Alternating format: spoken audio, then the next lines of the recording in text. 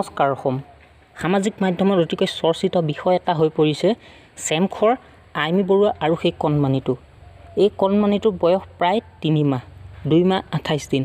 আৰু এই কণমানিটোৱে চেমখৰ চিনেমাখনত অভিনয় কৰিছিল।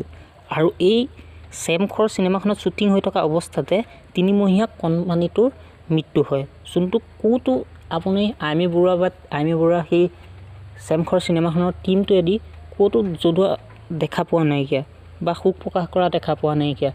যোনটো আমি সামাজিক মাধ্যমত গম পাইছোঁ যে এটা ইণ্টাৰভিউৰ জৰিয়তে য'ত কেঁচুৱাটোৰ মাক বাপেকে আমাক কথাখিনি জানিবলৈ দিয়ে।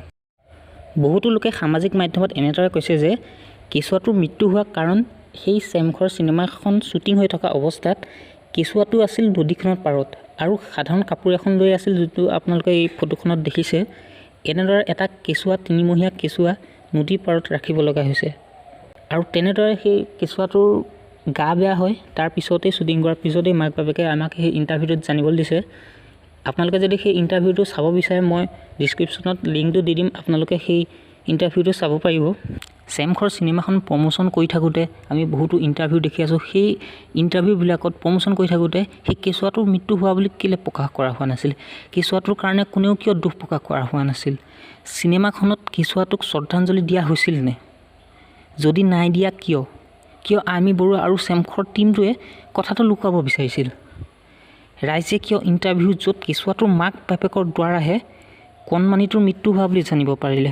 বহুতে আইমি বৰুৱা আৰু কেঁচুৱাটোৰ বিষয়ে ছ'চিয়েল মিডিয়াত এনেদৰে লিখিছে। আপুনি আগতকৈ বহুত বেছি কৰে। নিজৰ সন্তানকেইটাৰ গাত আঁচোৰ এটা পৰিব নিদিয়ে, কিন্তু বেলেগ এজনী মাকৰ বুকু সুদা কৰি লৈ গ'ল। ইয়াৰ ফল নিশ্চয় পাব।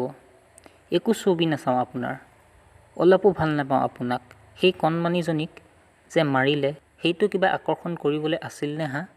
ফাল্টু চেমখৰ, তাতকৈ ফাল্টু আইমি। আন এগৰাকীয়ে লিখিছে, ইমান দিনে দিয়া সাক্ষাৎকাৰবোৰ মিছা।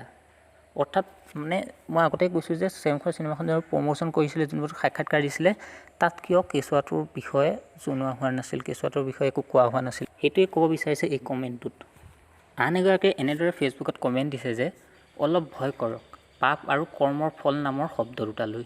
সঁচাকৈ এই ঘটনাটোৰ পিছত আন এজনে এনেদৰে লিখিছে যে চেমখৰ কণমানিটোৰ নামত চেমখৰত এখন অত্যাধুনিক চিকিৎসা গঢ়ি দিয়ক, য'ত সকলো সময়তে থাকে ডাক্তৰ, নাৰ্ছ, বিজুলী, পানী আৰু ঔষধ।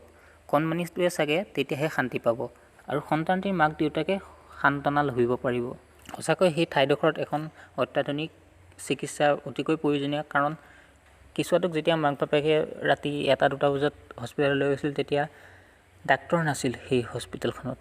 আৰু কিজানি সেই ডক্তৰ থকা হ'লে কেঁচুৱাটো আজি আমাৰ মাজত থাকিলে হয়। সেইকাৰণে সেই ঠাইডোখৰত এখন অত্যাধুনিক চিকিৎসা অতিকৈ প্ৰয়োজনীয়। আন এগৰাকীয়ে ফেচবুকত এনেদৰে লিখিছে যে মমতা কেৱল নিজৰ সন্তানৰ কাৰণেহে থাকে নেকি? এই ছবিখন দেখি যদি বুকু কঁপা নাই, আপুনি মানুহৰ শাৰীত নপৰে। খালী গাৰে নিজৰ দুটাক নৈপৰীয়া জেগাত 2 মিনিট খেলিব দিবনে?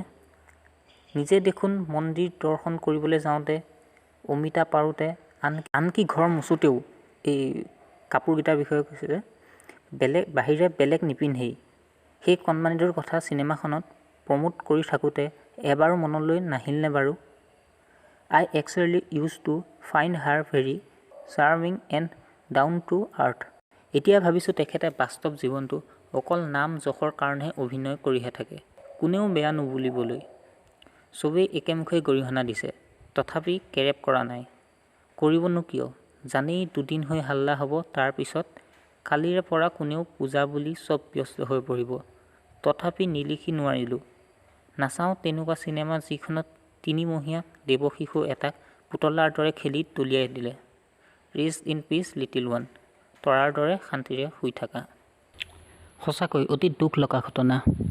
ডিমা হাছাওত এতিয়াও বৰ্তমান প্ৰতিবাদ চলি আছে সেই ঘটনাটিৰ ওপৰত।